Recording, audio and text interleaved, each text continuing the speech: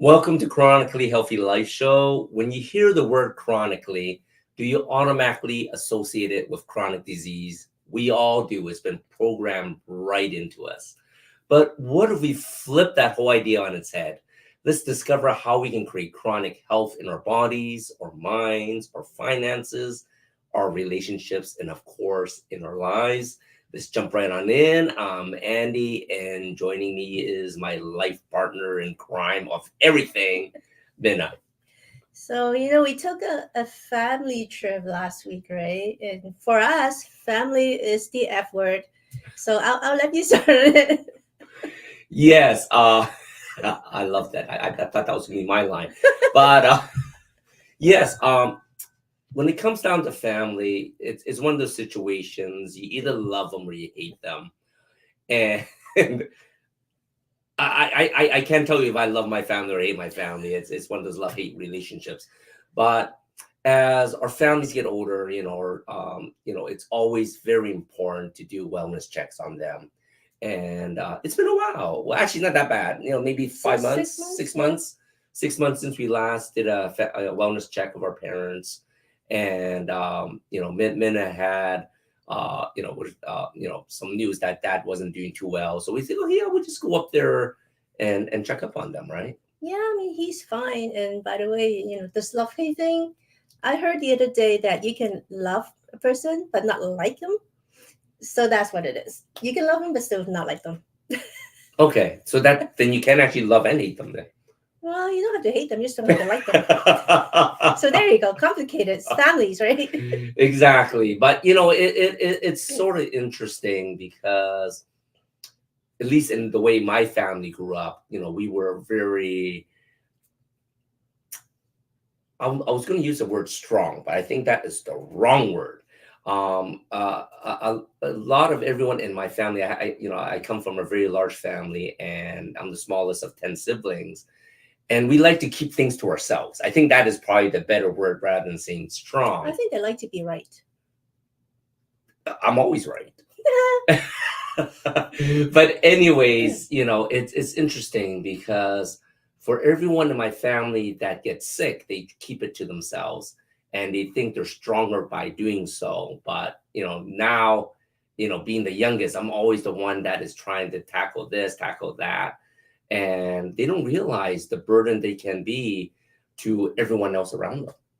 For sure. I mean, let's use your brother as example, right? Your Hmm. brother is a chef, so he's very proud of his cooking, and has to eat something that he enjoys, right? So he had diabetes for what, 25 years, Oh yeah, over 25 years. He was right? diagnosed with So in the even 25 40s. years ago, we've advised him to change your diet a little bit, maybe eat a little bit healthier, do a little more walking, just get a little more sunshine. You know what? 25 years later, he has kidney failure, Yep. and that's when things actually change, right? But in those 25 years, he would always tell us, I would rather die than change my diet. It's true. It's exactly what he said. I think it was maybe 9 years ago exactly when because he was a meat eater, he loved to eat rice. Chinese cook, right? They eat what they cook, and I was telling him, look, you're diabetic. Things can get worse in the next 10 years. Start eating vegetables, and you need to lose some weight and stuff like that. You need to exercise more. And he said, well, look, if I have to turn vegetarian, I'd rather die. And like seriously, that was only 9 years ago. Mhm. Now, We're not really telling him to turn vegetarian or anything. Just exactly, cut down on the rice. exactly. But now, he's moving more like Minna says. He's eating more vegetables. But like if he only did those changes earlier, he wouldn't be in the situation now. But now he lost all his independence. Right, every 4 hours he's doing dialysis. Mhm. Right, so he lost his job and he lost his independence to go out to go. He can't travel anymore, right? And even when he's going out to go grocery shopping with my mom, because my mom can't drive, she's close to 90 years old. It's a hassle because if it takes longer than 4 hours, it's a big problem because you have to go home to get dialysis. Right? So they really can't. They're pretty much confined to just home and grocery shopping, and that's pretty much it. So it's sad, but if you have listened to family earlier, maybe this would not happen. But it's a burden on your family because, all this time they're stressing us out because we're trying to help him, but he's not listening until now that is kind of too late. Well, we're hoping. We're hoping. I'm doing my best. Right. But yeah, it's just interesting now that they're so worried they will do anything. They're listening to everything I tell them to do now. And, that was part of the whole wellness check to check up on them to see how things are going. So things are moving in the right direction. But sort of like Minna says, it's so far down the line. We'll see how that goes. But at least his quality of life is getting better. My mom's quality of life is getting a little bit better. Right. But I think people just need to realize when it comes down to your health, it's not just affecting you. It really affects your loved one. It affects your children and affects everyone around you, right? Yeah, and the thing with illnesses and sicknesses, especially chronic ones, right, is that you would feel it for a little while, and then you get used to that pain. You get used to that sickness or the dizziness, whatever that is, and then all of a sudden it's going to drop off, and there's a tipping point where everything is going to go really bad. So until you get to that point, you're going like, I'm fine, right? I can live with this until you can't. And then your family has to pick up the slack because now you can't do anything. I agree. Just piggybacking on that a little bit. Me, Minna, we totally believe that your body has the ability to heal itself. There's so many different, holistic modalities to do so. And I really don't believe on medication to reverse chronic conditions. They're managing symptoms. And if you're listening to your medical professional that it's going to fix you in the next 20, 30 years, well, I would start looking ways to heal your body rather than waiting for them to mask the symptoms. For sure. Yeah. So, right. Okay. So, yeah, we're going to take a break and we're going to come back to our biohack and then our special guest of this week. All right. We'll see you right back here.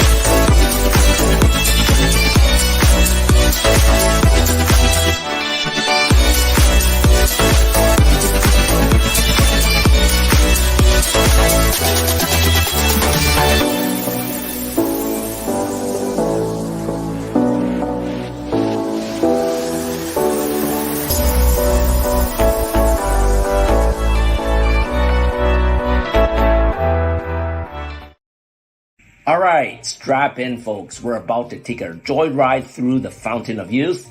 It's Annie Nam from Chronically Healthy Life. Ever wonder why some folks seem to age like fine wine, while others are more like a moldy cheese that's been forgotten in the back of the fridge? It's like they got the energy of a Duracell bunny on Red Bull, while the rest of us are running on fumes. Now, you might think hitting the gym and munching on kale is the ticket to eternal youth, but sometimes it feels more like we're just speeding up the aging process. Picture this. You're on the treadmill, feeling like $1,000,000, and suddenly you look down and realize your knees sound like a bag of popcorn in the microwave. Not exactly the sound of youth, am I right? But fear not, my friends, because here's the kicker. It's not just about the number of candles on your birthday cake. It's all about those sneaky little stem cells playing hide and seek inside your body. At the age of 20, you got more of these bad boys than you can shake a stick at. But fast forward a few decades, and they're scarce as a parking spot in downtown Manhattan. But guess what? We got a secret weapon up our sleeves. Phototherapy patch technology without drugs. That's right, folks. With our stem cell activation patches, you can hit the rewind button on aging faster than you can say reverse aging. So if you're ready to reclaim your youth, look younger, feel stronger, and heal faster than a superhero with a side of espresso, then it's time to hop on board the rejuvenation train. Get your stem cell activation patches now at lifewave.com/chronically healthy life. And let's make aging look like yesterday's news. It's not anti-aging, it's reverse aging, baby.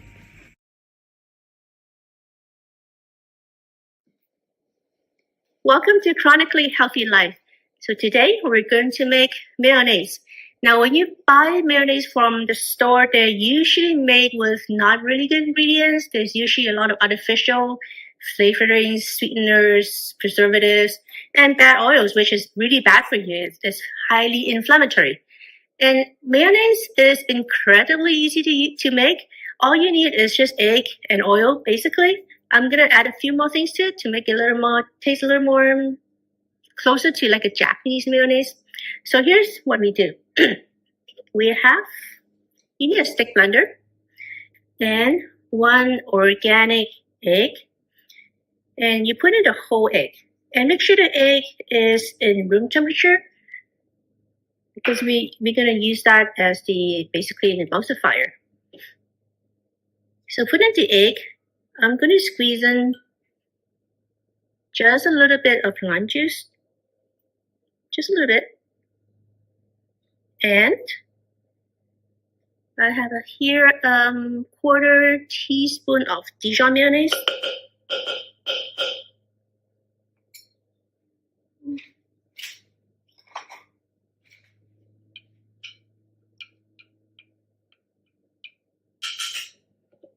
There you go. Okay.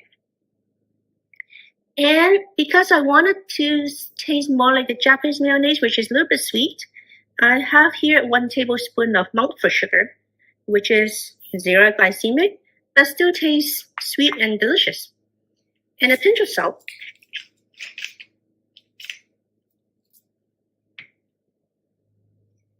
And what you want to do is just let everything sit on the bottom for a little while before we add in the oil. Now, the mayonnaise that we make is going to come out not as white as the store-bought ones because when you use organic heritage eggs, the yolk is a lot more yellow or actually orangey, you can tell from here. So it's going to be more of a yellow-orange color. So now, we put in 1 cup of avocado oil, organic. And you probably have mentioned that before. When you have good oil, good fats. Good fat doesn't make you fat. Good fat actually is anti-inflammatory, which is good for you. And I'm also going to put in 1 tablespoon of MCT oil. Now, MCT oil is medium chain triglycerides come from the coconut oil, which is really good for your brain. So I'm going to add a little bit of that into my mayonnaise to make it extra healthy. So let it sit for about a few seconds. Make sure everything is on the bottom. And then grab your stick blender and just let it blend.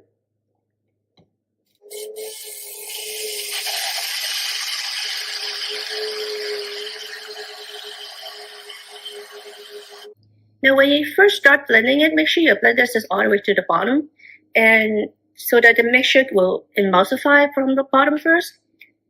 And once it does that, you can bring it up and down a little bit.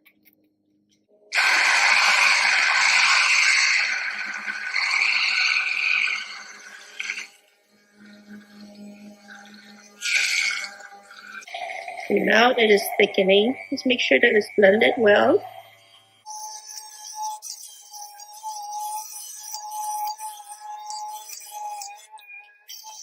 Okay, so you blend it for about a minute or so, and then your mixture is going to thicken up, and that's all you need to make mayonnaise. Basically, it's egg, oil, and some flavoring that you use. And you know, if you're a fan of aioli, aioli is basically flavored mayonnaise, so you can add chipotle to it. You can do honey, garlic, whatever you want with it, and turn this into a gourmet aioli sauce for your burgers or whatever you make. So yeah, there you have it. This is mayonnaise, and that's the power hack for the week. We'll see you next week.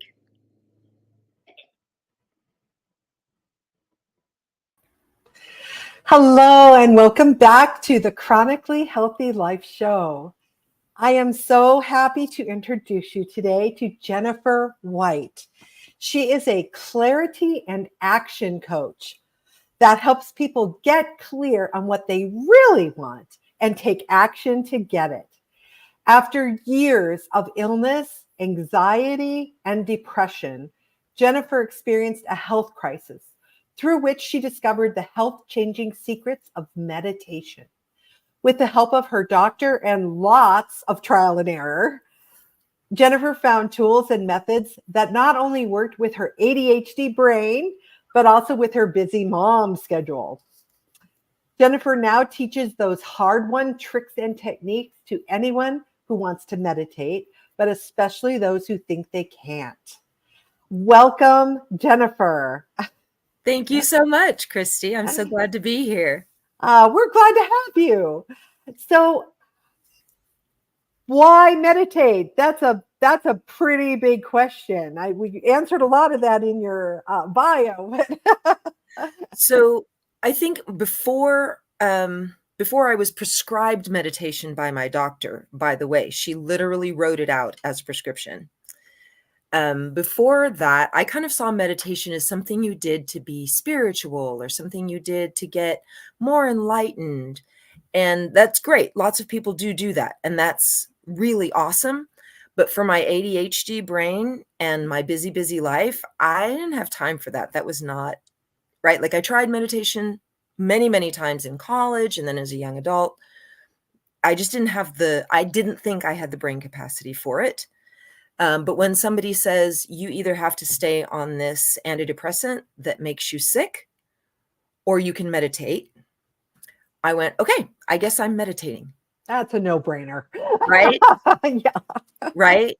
Yeah. I had to figure it out and I had to figure it out quick. Awesome. And I know a lot of people think that, oh, if you meditate, you have to sit there for an hour or something like that, but that's not really true, is it? You don't really have to meditate for. It's not true at all. Yeah. That same doctor had a little workshop she taught. And in that workshop, she talked about a study that showed that once you've meditated and created the habit of meditation, okay, so first of all, that you can see changes in the brain. There are studies that show you can see changes in the brain even after 1 to 5 minutes of meditation. So it doesn't take a long time. But also, once you've created the habit and it's something you've done, not necessarily every day for 20 minutes, but something you've done, right? Once you've created that habit, just getting up as if just looking at where you meditate with the intention of meditating will give you almost all of the physical and mental benefits of actually meditating for 20 minutes. Wow. What? I know that's good news for many people. Right? I can't screw that up. Right. That you can do that before you even get out of bed. Right? Just look over there at my little meditation corner and go, I'm going to do that today. Yeah. Just all that amazing benefits happen. That's wonderful. That's a great way to start the day. It is. It is. It's also, as an ADHD person, it's also the only way I get it done. If I wait and say, oh, I'll meditate later, doesn't happen. I've got a few clients that meditate at night and it works great for them. I get too busy. Once my busy brain turns on, I'm done.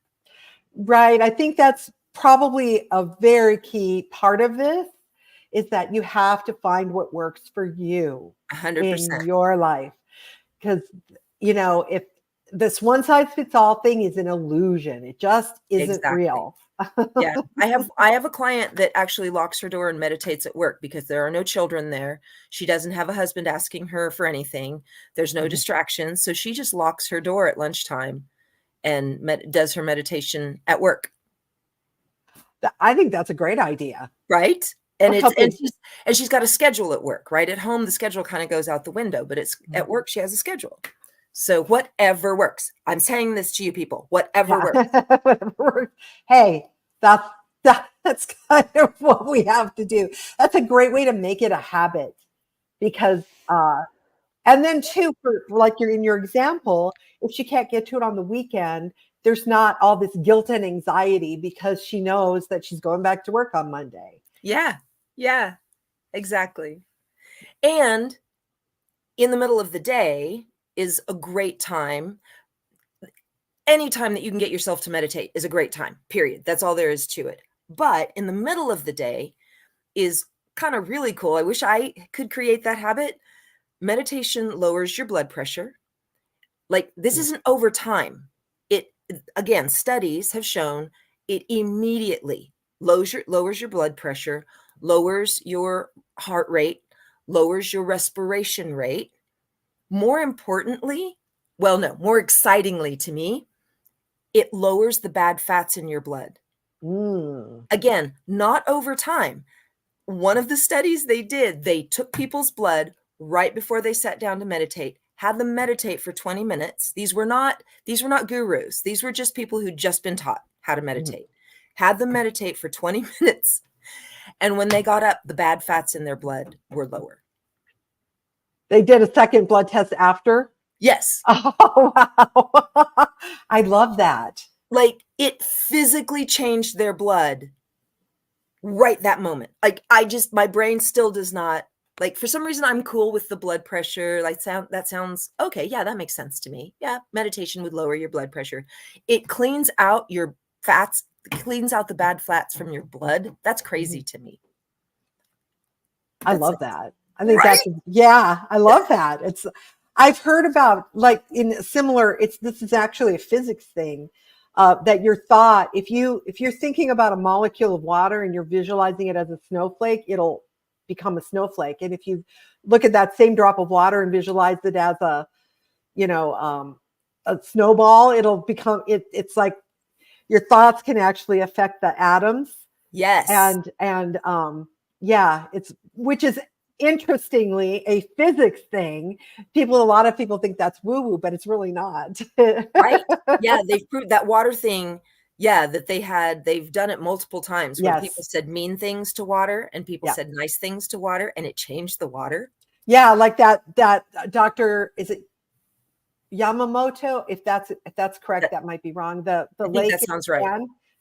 Yeah, 3 days of sending love to the most polluted lake in Japan, and they tested the water before and after, and the water molecules, they showed them water molecules. They were all black and twisted, and then at the end of the 3 days, they were like crystalline. Oh, that's exciting. I know. Oh, that's so cool. So think about what meditating for yourself can do for your Right? whole body and your mind and your everything. Exactly. So for me, the reason I started meditation was because I call it pre-suicidal. Experts say suicidal is suicidal.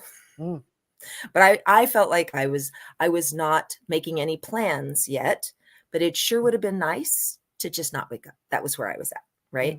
Wasn't going to do the work to not wake up. So that was what the medication was for. And my doctor knew that this medication had worked for me for depression in the past. And so she was like, this is the one we're doing. And I was like, but it makes me sick. And she was like, we know it works. Take it. And so I just kept saying, I really don't want to be on this. I'm afraid I'm going to get sick again. And so her deal with me was if you meditate every day, come back to me and we will talk about it. And so in 3 months, I went back and we halved my dose. In 6 months, she thought it would be a year. 6 months, I went back and I was off. She weaned me off in 6 months. Yeah, that's good. And yeah, it was, and from then I was a believer, right? Like, whatever, like, yeah. And how did that affect your family and friends and relationships then, as you began meditating and weaned yourself off the toxic medications? So, the first thing I saw was that I wasn't screaming at my kids anymore. I didn't power up like I like it. I could just be in a second, right? My kids Mhm. don't remember it. This is what the great thing. I don't know if that has anything to do with meditation, but my kids don't remember that I would scream. They don't Oh. remember that, which is beautiful to me. But I remember it because I felt like a terrible mother. Mhm. And that was the first thing I saw, was that I was more patient with my kids. I was more able to roll with being a mom punches, right? Yeah. The next thing I noticed was that I could remember phone numbers again. I could remember series of numbers. This took a little longer, but eventually I started being able to make decisions. And I know that sounds crazy, but at the depth of my depression, I would just be like, I don't know. Mhm. Make the decision for me because I can't. Mhm. And that was when I knew, right, like, okay, this is really working, was when I just made a decision one day without even stressing about it. Oh, whoa. Wait, what just happened? Right. Did I say that? Did I do that? Yeah. Yeah.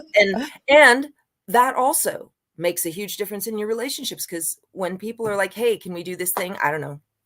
That's really frustrating to the people around you, right? Yeah. Take a vacation. I don't know. Yeah. Or I don't care. Right. No, I cared. That was the problem. I cared. Oh. So I stressed out about all of it, right? Like for me, depression and anxiety went together. Oh. And so I cared, but I cared so much that I was stuck and I would freeze. Wanted to make the perfect decision, make it Oh. perfectly exactly right, right? Oh, well, let's, if nothing else, get over that right away. There is no such thing as perfection. Exactly. But when It's you're an in the imaginary midst, thing. when you're in the midst of depression and anxiety, it sure seems like you should be able to Yeah. be perfect. There's something, right? Yeah. It's taken me a lot of years to get to let that piece go. Mm. But yes, perfectionism is also something that I believe meditation has helped me let go of. That's a big one, because It's a huge perfectionism, that's a very destructive pattern. Perfectionism. 100%. It will keep you stuck and not moving forward. And then you can't manifest the things you want. And then it becomes a vicious circle, like you just said. Oh, then you get anxious because you're not manifesting what you need to manifest. And then you get Yep. more, oh, but I can't put this out until it's perfect. And it's like, no, just put it out there. If it's I edit a lot of books for people, and I'm like, it's good. Put it out there, but it's not finished. You've been writing it for a year. It's finished. I love that. I've edited it 3 times. It's finished. Put it out there.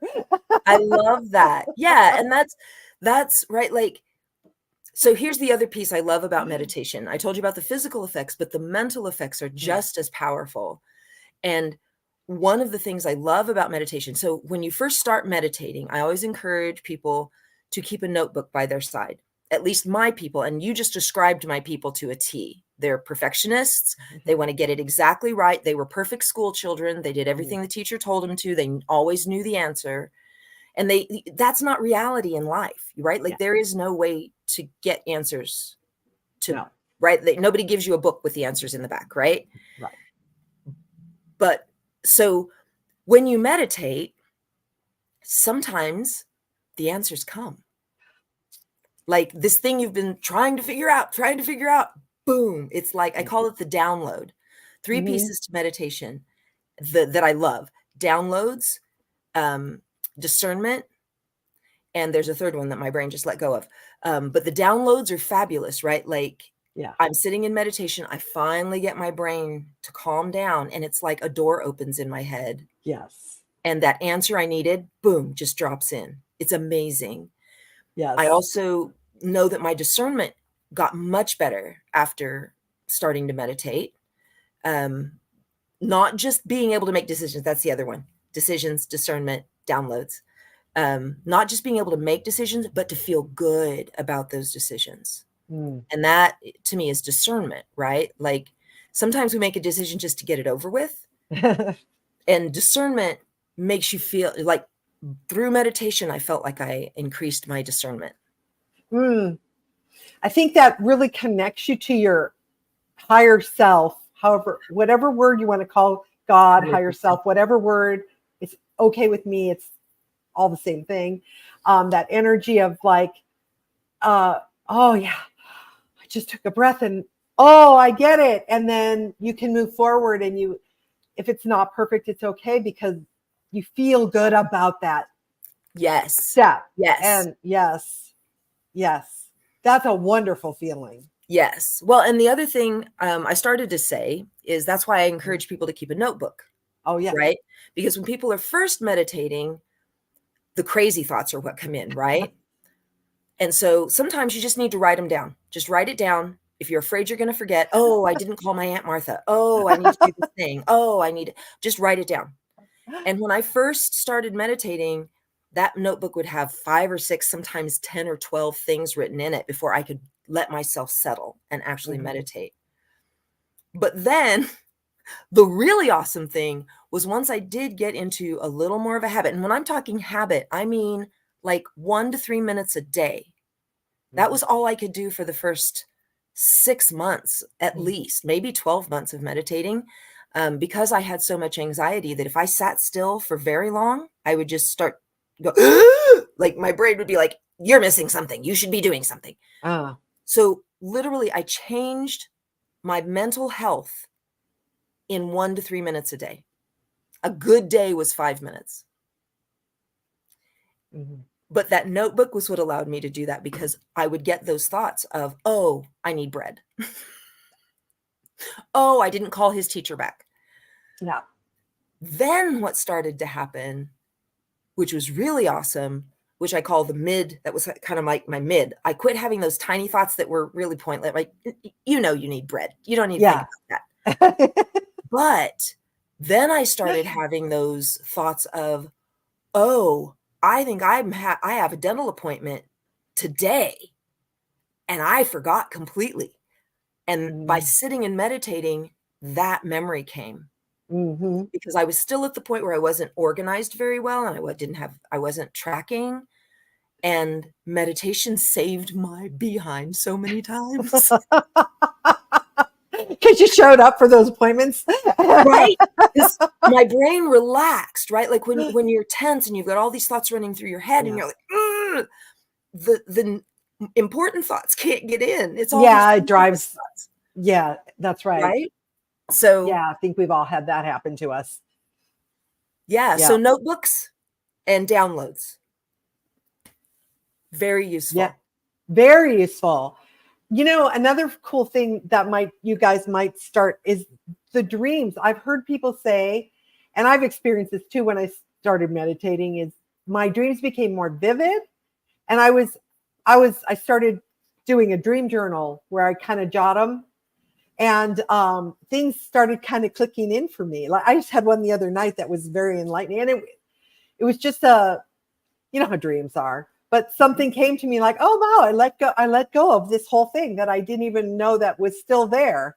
And that's awesome. Yeah, so you never know how, when you really connect with yourself, all those things can start happening, and you can really open up to your own intuition.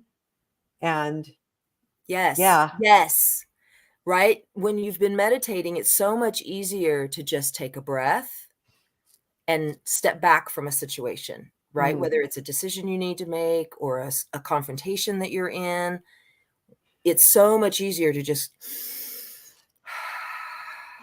and allow yourself to connect down to heart and gut and your divine, right? Rather than all here and I'm gonna tell you what I think of you, right?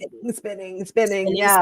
And that's a lot of what my clients talk about is my brain is always spinning. I feel like I'm stuck. I feel like I'm spinning out. And the first thing I always assign anybody I work with is meditation, because it changes that.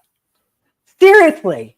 Seriously. Amazing thing. Well, okay. So having a notebook, probably writing in it, like first thing in the morning, just even if it's just a few notes or at any point? Well, I just encourage you to have a notebook when you meditate. If you want to track what's happening, it's kind of fun. Like at the end of your meditation to write what you experienced and how long you sat, so you can kind of see your progress. I did not do that when I was first meditating. I didn't even have that much self-control, right? Like I just didn't, that felt like keeping a diary, and that felt like work. And so I didn't do that. So the notebook was just there when I first started meditating, just to give me a place to write down those thoughts that I thought were an emergency. And if I don't, because when I first started meditating, I would literally have a thought and just get up and go take care of it. So a few weeks in, maybe a month in, I figured out, oh, if I just took a notebook and wrote it down. And so that's all I used the notebook for at first. Then, like you said, then I started to write down, oh, I had this really cool experience. Oh, I sat for 3 minutes today. But literally at the beginning, I didn't even have that capacity that felt like a rule, and I wasn't following rules at that point. And that pat on the back that you just mentioned, that's important. Notice that I couldn't sit more than a minute. Now I'm sitting for 3. You got to go, yeah, look, I'm progressing. Yeah. And I feel better. And you're noticing those things. That's important. Well, and that was the thing, by working with my doctor. She taught a 45-minute meditation workshop. And one of the things she said is that even bad meditation, even when you think you're not meditating and all the thoughts are spinning, even quote unquote bad meditation changes your brain. So I can't screw that up. Right? Right. Well, in fact, you mentioned to me that you heal or able to release some back pain from meditation? So the first thing that meditation helped me with was depression and suicidal thoughts. A year and a half later, I hurt my back, and so bad that for a day, I just curled up in a snail position. I couldn't even move. It hurt so badly. Got to my doctor, was finally able to move enough to get to my doctor. She did an MRI. I don't know what I did, but I had done something to a disc, and it was pressing not out, but in against my spine, which was causing terrible pain. And there were some other things going on. We did an MRI. There were some other things going on, but the pain, this new pain, was from a disc that had bulged up against my spinal cord. And she sent me to a neurologist, because when it's against the spinal cord, that's different from a traditional back doctor. So you have to go to a neurologist first. And he said, yes, we can do surgery on that. It's a 50-50 chance of success. Yay. $15,000 surgery, and you get a 50-50 shot. And in order to do the surgery, the bulging disc was in the middle of my neck, actually. And in order to do the surgery, they would have to move. They come in from the front. They move your trachea. Sorry. No. Just tell it. Let's jump to the results. Well, that's important because I'm a singer. Oh. And he'd had at least that there is a chance that you can lose your voice, like literally not either lose it or damage it. Oh, and he had one patient that had lost their voice from this surgery. And I was like, all right, 50-50 shot, and I could lose my voice. I got to figure something else out. Yeah. So I went back to my doctor and said, all right, what can I do? And she said, actually, the research shows, I don't know why she didn't tell me this in the first place. The research shows that most people, if they will do the physical therapy, do the meditation, most people will resolve back pain within 18 months, sometimes even without intervention. But most people are in so much pain, they want to get it done quick, and so they have surgery. Yeah. And so she said to me, this time she didn't write it in a prescription because she knew I already knew. But she said to me, meditation has been shown to relieve pain and speed healing. So if you will sit down, commit to sitting down every day. And then she taught me how to sit nice and tall and to bring that healing up through my back.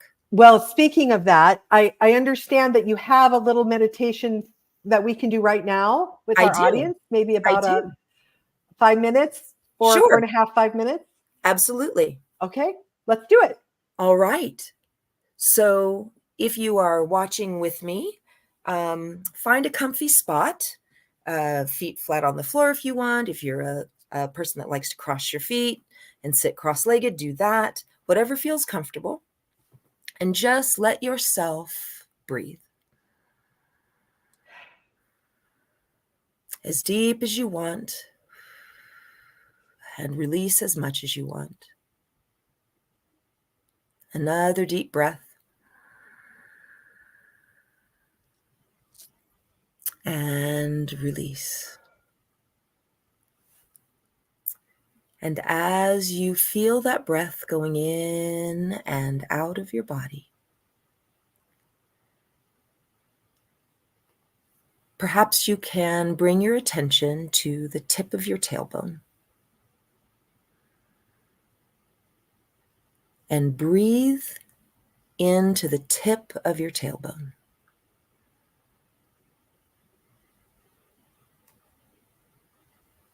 And on your next breath, imagine that breath as golden light, breathing into your tailbone.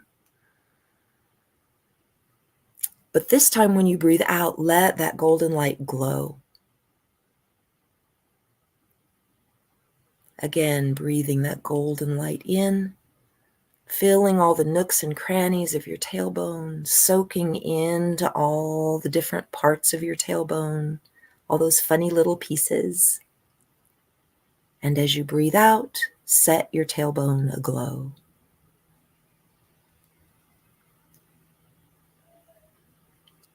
And as we move up from your tailbone, see that light as sticky. Let that light stick to your tailbone. And as you breathe in again, focus on the disc sitting right on top of your tailbone that's supporting that vertebra, that first vertebra of your back. Breathe in and fill that disc with golden light. And as you blow out, set that disc aglow. Breathe in again and feel the light fill up that first vertebra, every little piece of that bone. Let the light soak in. Let the light fill in every little crevice, all the way out to those funny little edges of the vertebra. Fill up with that golden light. And as you breathe out, set that vertebra aglow. Tailbone, disc, vertebra, next disc, breathe in, fill with golden light, breathe out, set it aglow. Now the next vertebra sitting on top of that disc, breathe in, fill it with golden light, and set that vertebra aglow.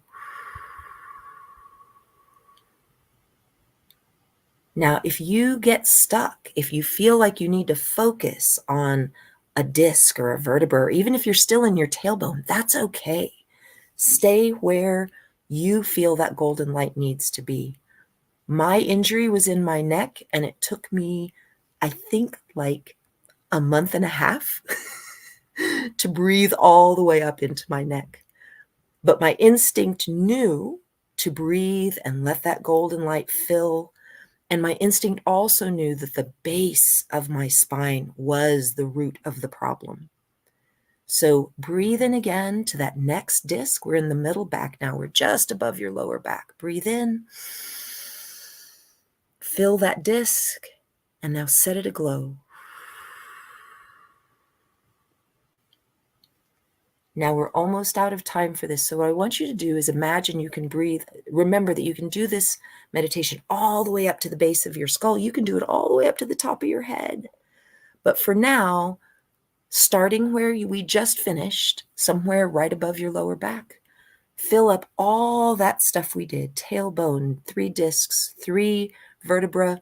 Fill it up with golden light and make that light sticky. And as you breathe out, let the light drain, but the stickiness remain, like a golden Band-Aid working its magic on your discs and your vertebra and your tailbone. Let the golden light drain back into earth, and let the healing begin. Love it. Thank you. Does that feel good, Christy? It does. It does feel good. Well, listen, Jennifer, this has been a really wonderful conversation. Your story is amazing. Thank you.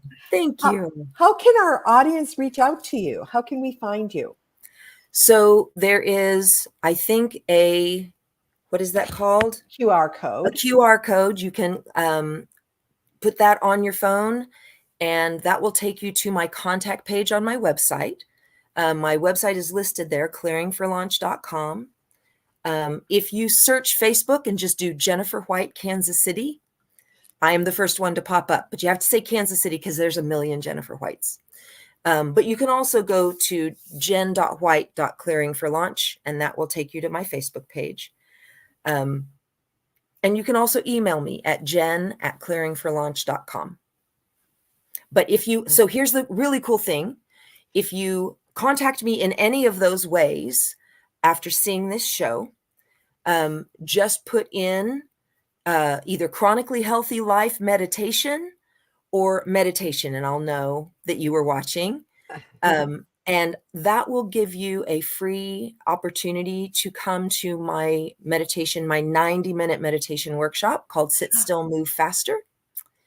And we will do the full length version of that golden light meditation all the way up to the top of your head. And that is a gift when you do that workshop with me. You get that meditation and you can use it on a daily basis. Oh, so wonderful.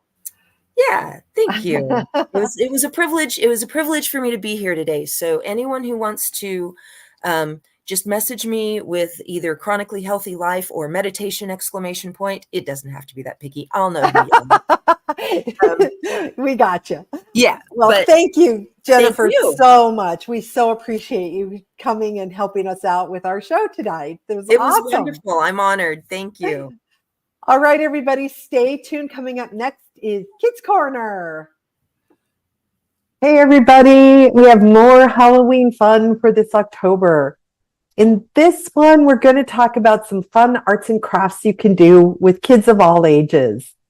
For littles, something as simple as finger paints and handprints and making, little monsters, or you can make spiders, you can make pretty much anything with their handprints. And then in this example, in this picture, there's googly eyes. You can use marshmallows, cotton balls, those colored little balls, pipe cleaners, all kinds of things like that are super fun and easy. You can pick them up, popsicle sticks. You can pick them up at any arts and crafts, Michael's, place like that. They're fun little projects. Here's some more examples. Little handprint spiders there in the middle.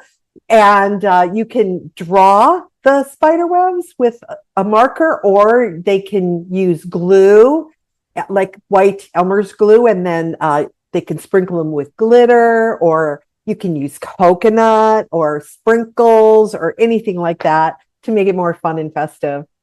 The one on the left is a marshmallow mummy with the googly eyes. You can just draw the mummy on the construction paper and put marshmallows in for the bandages.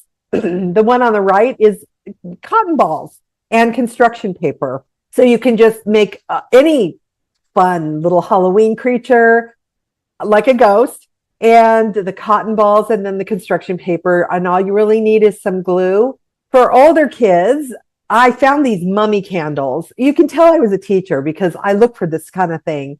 This is simply mason jars with masking tape wrapped around, and then they cut out or drew with Sharpies the eyes, the mouth, the faces, and then inside you can either put little tea lights, or you can go with those little electric battery candles that don't have a flame. In the alternative, you can see in the middle they used orange crepe paper, or you can use construction paper.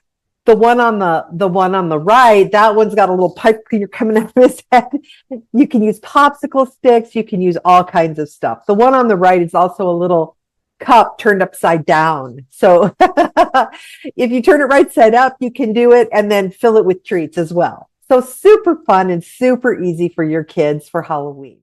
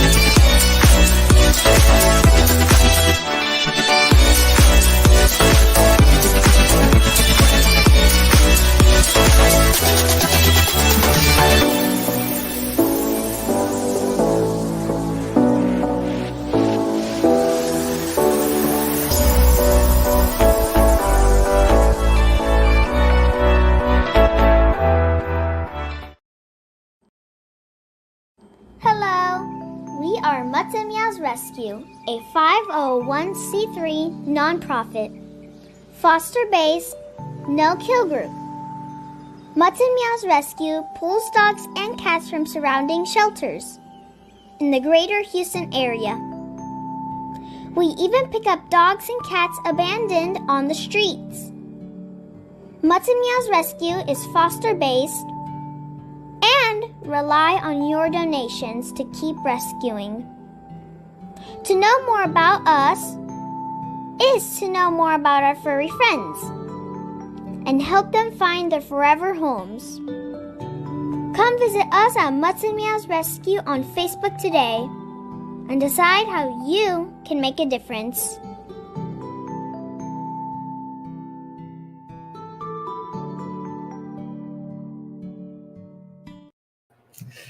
Welcome back to the Chronically Healthy Life Show. I love it.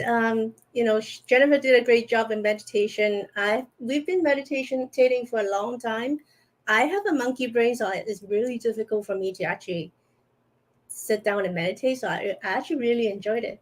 It is so true. And, I'm a biohacker at heart. And when she talked about that blood test before and after, I'm going to have to do it. I'm going to have to call her out, Jennifer. I'm going to do it.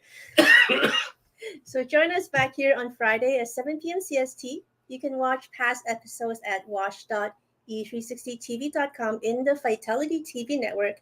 Also on our YouTube channel at Chronically Healthy Life.